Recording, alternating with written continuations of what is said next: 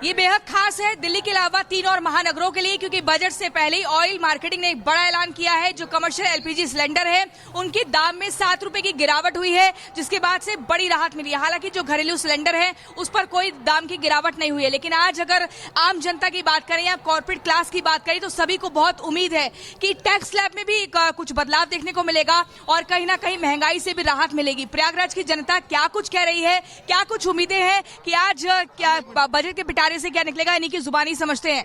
आज एक बड़ा बजट पेश होने जा रहा है, क्या उम्मीदें आप रख रहे हैं? मैं भारत सरकार से अपील करना चाहता हूं कि टैक्स में थोड़ा राहत दे और रोजगार का साधन दे, जिससे ये हम लोगों को जितने भर ये युवा हैं उनको रोजगार मिले। और टैक्स सरकार जीएसटी के माध्यम से कई प्रकार से वसूल रही है। मैं एक आम नागरिक होने के नाते अपील करना चाहता हूं कि सरकार टैक्स को कम करे और थोड़ा सा भारत के विकास में हम लोगों का भी योगदान दे। उम्मीद की जा रही है कि टैक्स में रियायत मिलेगी और न्यू टैक्स रिजीम की तरफ लोग बढ़े, इस तरफ भी सरकार का ध्यान रहेगा।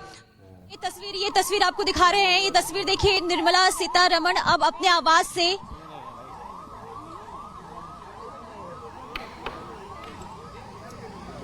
ये तो जो तस्वीरें हम आपको दिखा रहे हैं, वित्त मंत्री निर्मला सीतारमण अपने आवास से निकल गई हैं। उनका ये काफिला है जो इस वक्त आपकी स्क्रीन पर है। जैसा अभी थोड़ी देर पहले बताया आपको, निर्मला सीतारमण जो कि इस बजट पर कैबिनेट की मोहर लगेगी, उसके बाद राष्ट्रपति से इस बजट को पेश करने की इजाजत लेंगी। निर्मला सीतारमण राष्ट्रपति भवन जाएंगी और फिर ठीक 11 बजे इस बजट को, गाड़ियां तो निकली है लेकिन उसमें शायद वित्त मंत्री मौजूद नहीं थी। हो सकता है कि थोड़ी देर के बाद यहां से निकले और हलचल यहां पर लगातार बढ़ती हुई नजर देखी आ रही है।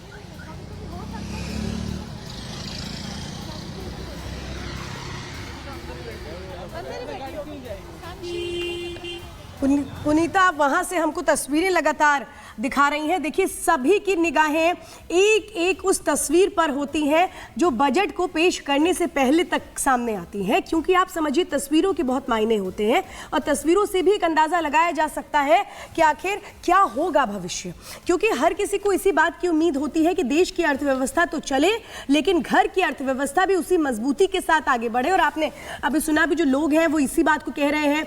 किसी की अपनी एक उम्मीद पेंशन को लेकर है, किसी की उम्मीदें हैं अपने घर के बजट को लेकर, और जो इंडस्ट्री है उसकी उम्मीदें हैं कि इंडस्ट्री के लिए क्या कुछ होता है। और सुचारिता, लास्ट बजट में हमने देखा था एमएसएमई को खास फोकस रखा गया था और बहुत सारी चीजें उनके लिए दी गई थी। बिल्कुल, सीनियर सिटीजन्स को टैक्स में छूट की उम्मीद है और महिलाओं और युवाओं को भी आस है इस बजट से। इस बजट में उनके लिए कुछ खास प्रावधान हो, एजुकेशन लोन सस्ता हो सकता है, ऐसे उम्मीद स्टूडेंट्स लगाए बैठे हैं। रोजगार सृजन होगा, रोजगार के मौके बढ़ेंगे, ये भी उम्मीद है। होम लोन में कुछ छूट मिल जाए तो घर लेना आसान हो जाएगा।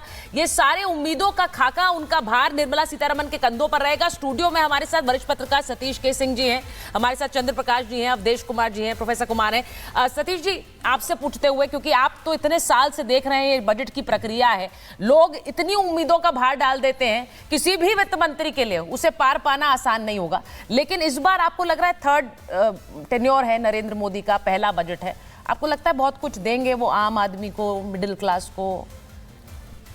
देखिए, देना चाहिए। उन्होंने कुछ संकेत भी दिया है कि कुछ मिडिल क्लास या पुअर के लिए कुछ करेंगे इस बार करेंगे। क्योंकि कॉरपोरेट के लिए जो किया, वो कॉरपोरेट के जो इकोनॉमिक सर्वे आया उसमें लिखा हुआ है कि उन्होंने वो जिम्मेदारी जितनी निभानी चाहिए थी वो नहीं निभाई। तो मैं तो इस बजट को मेक और ब्रेक बजट मानता हूँ। जो विकसित भारत का लक्ष्य है 2047 का, तो मुझे इससे मतलब नहीं है व्यक्तिगत रूप से कि भारत का जीडीपी क्या होता है। मुझे ये होता है कि भारतीयों का जीडीपी क्या होता है। इस हिसाब से इकोनॉमिक सर्वे ने भी कहा है कि आप इंक्लूसिव बजट, इंक्लूसिव चीज़ें करिए।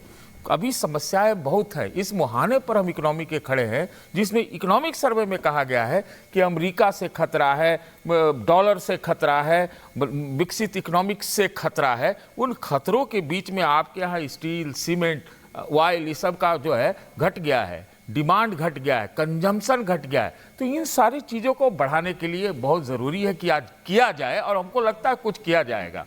पिछली बार भी हमने देखा था जुलाई वाले में कि इंटर्नशिप वाला स्कीम लाया गया था। मेरे हिसाब से इस वक्त इस देश में एक नेशनल मिशन, एक नेशनल इमरजेंसी जैसी हालत है, जहां अवसर मिले, लोगों को रोजगार मिले और नौकरी मिले या ना मिले, लेकिन इसका सृजन करने के लिए जो कुछ भी करना है करे। अभी कहा गया है इसमें इकोनॉमिक सर्वे में कि 139 तरह की बंदिशें हैं जिससे महिलाओं को जो है दिक्कत है प्रोडक्शन लाइन में लाने में, उनको हटाएं। डीरेगुलेशन पर बहुत ज्यादा फोकस है। तो मैं उम्मीद करता हूं कि इस बजट में डीरेगुलेशन, इकोनॉमिक एक्टिविटी को बढ़ाने के लिए और एक चीज और क्या है कि जो रिलीफ की आप बात कर रही हैं वो तो होगा, लेकिन जो इसमें जो मजबूती लाने की बात है कि आप सब लोगों को इकोनॉमी से जोड़िए, किसी को आउट मत कीजिए। लेकिन सतीश जी, जो इकोनॉमी से जोड़ने की बात आप कर रहे हैं वो सरकार कहती रही है इससे पहले कि हमने स्टार्टअप्स के जरिए जोड़ा है। अगर हम रोजगार सृजन नहीं कर सकते तो स्टार्टअप्स के जरिए हम कैसे लोगों को फायदा पहुंचा सकते हैं, सब्सिडी देकर के, टैक्स में छूट देकर, 3 साल टैक्स ना लेकर के। मैं आपको जवाब देता हूं, हमारा लक्ष्य बहुत बड़ा है और हमारा देश बहुत बड़ा है, तो यहाँ का जो सोल्यूशन होगा यूनिक होगा। आपके इकोनॉमिक सर्वे ने कहा है कि 78 और इससे पहले जो वित्त राज्य मंत्री है पंकज चौधरी वहां पर पहुंचे हुए थे और अब इसके बाद यहाँ पर वो अब तमाम जो बैठकों का दौर है, औपचारिक बैठकें, जैसा कि पारंपरिक बैठकें होती है वो होती है वित्त मंत्री और वित्त राज्य मंत्री। वित्त मंत्री निर्मला सीतारमण वित्त मंत्रालय पहुंच चुके। इससे पहले वित्त राज्य मंत्री पंकज चौधरी वित्त मंत्रालय पहुंचे थे और जो औपचारिकता होती है उसके बाद ये औपचारिकता यहाँ पर निभाई जा रही है और इसके बाद यहाँ से वो राष्ट्रपति भवन की ओर रवाना होंगे। कुछ देर के बाद यहाँ से वित्त मंत्रालय की ओर से निकलेंगे। कुछ ही देर पहले हमने देखा था कि वित्त मंत्री निर्मला सीतारमण अपने आवास से निकली है और यहाँ पर करीबन 10 से 15 मिनट का वक्त यहाँ पर रहेंगे और अपने अधिकारियों के साथ बात करेंगे। उसके बाद राष्ट्रपति भवन पहुंचेंगे और तमाम जो प्रक्रिया होती है बजट से पहले जो तमाम प्रक्रिया होती है उन प्रक्रियाओं को यहाँ पर वो निभाया जा रहा है। उसके बाद फोटो सेशन होगा और फिर राष्ट्रपति भवन की ओर यहाँ से वो रुखसत करेंगे। वित्त मंत्री जो वित्त राज्य मंत्री है पंकज चौधरी सबसे पहले पहुंचते हैं। उसके बाद अब हमने देखा कि किस तरीके से वित्त मंत्री निर्मला सीतारमण जो वित्त मंत्रालय है वहां पर पहुंची है। जी, तो निर्मला सीतारमण वित्त मंत्रालय पहुंच गई हैं और जैसा हमने कहा कि बहुत सी उम्मीदों का भार है। अलग अलग हमारे सहयोगी जो आप देख रहे हैं अलग अलग राज्यों से जुड़े हुए हैं, वहां से लोगों का जो एक आस है वो जनता तक पहुंचा रहे हैं। लेकिन जो बात सतीश जी ने कही, सर आप जो बात कह रहे थे, मैं सिर्फ उसी, रोजगार सृजन बहुत जरूरी है, आपने कहा एम्प्लॉयमेंट की अपॉर्चुनिटीज, लेकिन दूसरी तरफ हम एक चुनावी समय देख रहे हैं अवधेश जी, जहां पर एक चुनावी रेवड़ी वाला कल्चर है। अब सब लोगों को आप उसकी एक आदत डालते जा रहे हैं, फिर दूसरी तरफ रोजगार सृजन की बात भी हो रही है। ये दोनों चीजें इस समय बड़ी इंपॉर्टेंट हो जाती है क्योंकि हम दिल्ली का चुनाव देख रहे हैं अवधेश जी। हम ये भी देख रहे हैं कि कैसे उसमें रेवड़ियां बांटी जा रही और दूसरी तरफ हम आम लोग ये भी चाहते हैं कि अपॉर्चुनिटीज रहें और दूसरी हाथ से पैसा भी आता रहे। देखिए, प्रधानमंत्री नरेंद्र मोदी की सरकार ने आर्थिक सर्वेक्षण में लंबे समय बाद ईमानदारी बरतने का एक सिलसिला शुरू किया है। पिछले बजट के उपलब्धियों को भी देते हैं। इसी सरकार पहले शुरू हुआ है कि हमने पिछले बजट, तो आप अपने अनुसार उसमें से चीज़ें निकाल सकते हैं। हमारे मित्र सतीश जी ने तो थोड़ा डरावना एक पिक्चर प्रस्तुत कर दिया, नेशनल इमरजेंसी की बात कर दी। मैं बोल रहा हूं, मेरे हिस्से का मुझे बोलने दीजिए। आप ही का है, आप अपने हिस्से का आपने बोल दिया। देखो, देश में किसी तरह की आर्थिक इमरजेंसी नहीं है। अगर कुल मिला के आर्थिक सर्वेक्षण को देखें तो उससे एक आशाजनक तस्वीर निकलती है। वो मैं कुछ आंकड़े आपके सामने रख देता हूं। पहली बार आप देखेंगे कि अप्रोच बदल रहा है इकोनॉमी का। उसमें हम स्कूली शिक्षा में कितने बच्चे छूट रहे हैं,